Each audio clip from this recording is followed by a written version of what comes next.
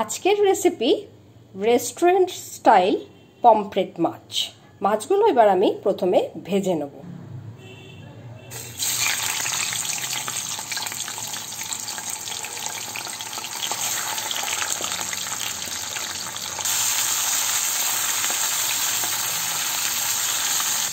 আমি এবার মশলাটা তৈরি করে নেব।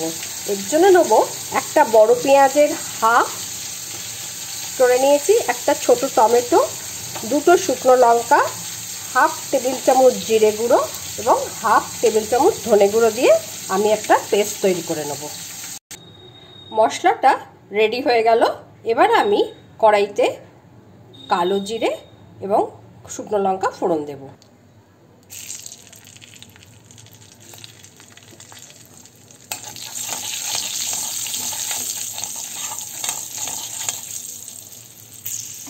একটু যখন ফোড়নটা ভাজা ভাজা হয়ে গেছে তখন আমি এর মধ্যে দিয়ে দেব মশলাটা। এবার মশলাটা দিয়ে আমি খুব ভালো করে এটাকে কষতে থাকবো যতক্ষণ না মশলার কাঁচা ভাবটা যাবে।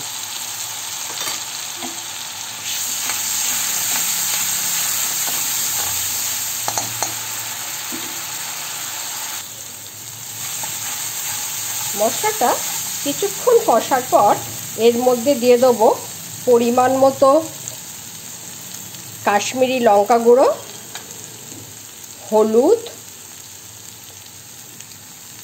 এবং নুন দিয়ে এটাকে আমি বেশ কিছুক্ষণ আবার কষতে থাকবো।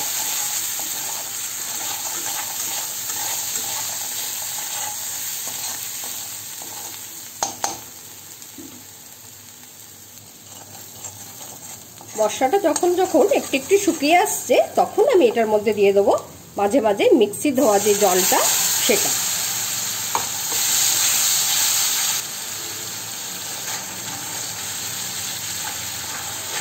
অল্প অল্প জল দিয়ে আমি বেশ কিছুক্ষণ ধরে খুব ভালোভাবে মশলাটা কষে নিচ্ছি।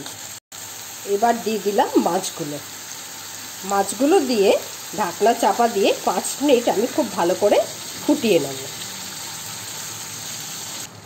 ওপর থেকে আমি একটু ধনেপাতা ছড়িয়ে এবার এটাকে নামিয়ে নেব। আজ আমি খুব সহজভাবে রেস্টুরেন্ট স্টাইল পমফ্রেট মাছের রেসিপি আপনাদের সঙ্গে শেয়ার করলাম।